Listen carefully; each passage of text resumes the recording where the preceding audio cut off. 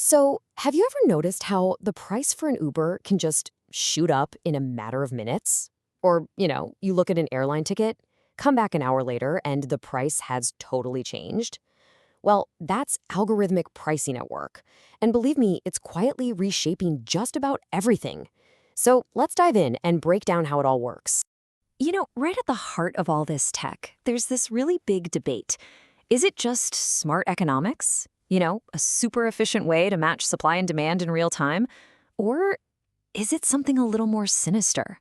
Is it basically a new kind of digital price gouging, one that exploits what we need right when we need it, using our own data against us? And look, this isn't just some academic thought experiment. The Montreal AI Ethics Institute asks this really pointed question. It forces us to face some pretty tough, high-stakes ethical problems.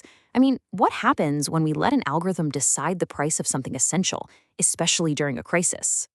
And these aren't just questions, they have real-world consequences. Back in 2014, after getting a lot of heat for prices skyrocketing during emergencies, Uber actually made a deal with the New York Attorney General. They agreed to put a cap on search pricing during what they called abnormal disruptions of the market. It was a huge deal, really, a clear sign that, maybe society needs to step in and draw a line somewhere. Okay, so we've seen the ethical tightrope these companies are walking. But let's get into the nuts and bolts. How do these pricing algorithms actually work? What's really going on under the hood? Well, at its most basic level, algorithmic pricing is all about using massive amounts of data to set prices, basically in real time. And the goal? It's pretty much always the same. Predict exactly what you, the customer, are willing to pay, and then adjust the price to get the most money for the company. Simple as that. Now, it's really important to get that there are two main flavors of this. First, you've got dynamic pricing. That's the classic Uber surge pricing, right? Demand is high, so the price goes up for everybody. But then there's personalized pricing. And this one is a lot more subtle. It uses your specific data. We're talking your browsing history, what you've bought before, maybe even where you are right now, to cook up a price that's just for you. Two different people could be looking at the same thing at the same time and see two different prices. So this framework from the Montreal AI Ethics Institute is super helpful because it really breaks down all the trade-offs. Think about it on three levels. At the micro level, that's you, the individual. The good news is you might get more choices. The bad news, you're giving up a ton of privacy. Then, at the macro level, society as a whole, these algorithms can be amazing at reducing waste, like managing inventory perfectly. But on the flip side, they can make it almost impossible for people to budget and plan their lives. It's a really complex picture, for sure. All right, so theory and frameworks are great, but what happens when the rubber really meets the road? Well, a pretty amazing experiment out of Singapore gives us a perfect real-world test case. So back in 2017, this program called JustGrab did something that had never been done before. It gave a whole bunch of traditional taxi drivers, the old guard, the industry incumbents, access to the exact same dynamic pricing tech that their big ride-hailing competitors were using. This was a game changer. And the setup here was just brilliant for a study.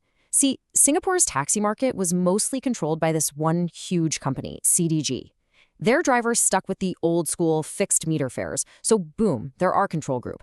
But then you have all the other smaller taxi companies. They were brought into the JustGrab platform right alongside the private hire drivers, and they got access to dynamic pricing, so they became the treatment group. Perfect, right?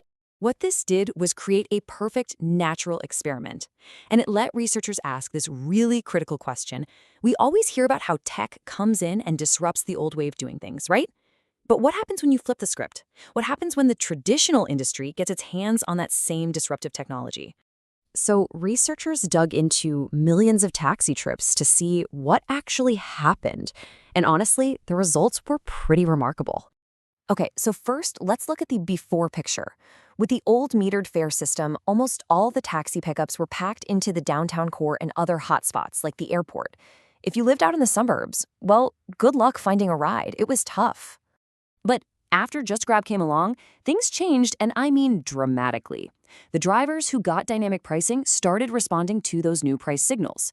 The number of trips in those previously underserved areas, they skyrocketed by 60%. And trips in the city hotspots, they actually went down a bit.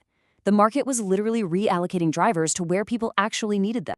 And it wasn't just about where they drove, it was also about when. The same thing happened with time. Prices would surge during the morning and evening rush hours, which created this huge incentive for more drivers to get out on the road during the busiest, most gridlocked parts of the day. And here's the really crucial part. This wasn't just about shifting drivers from one place to another or one time to another. The total supply of drivers, it actually went up. On average, the drivers with access to dynamic pricing worked about 5% more each day. Why? Because the new tool made their time more valuable, so they responded by, well, working more. It makes perfect sense.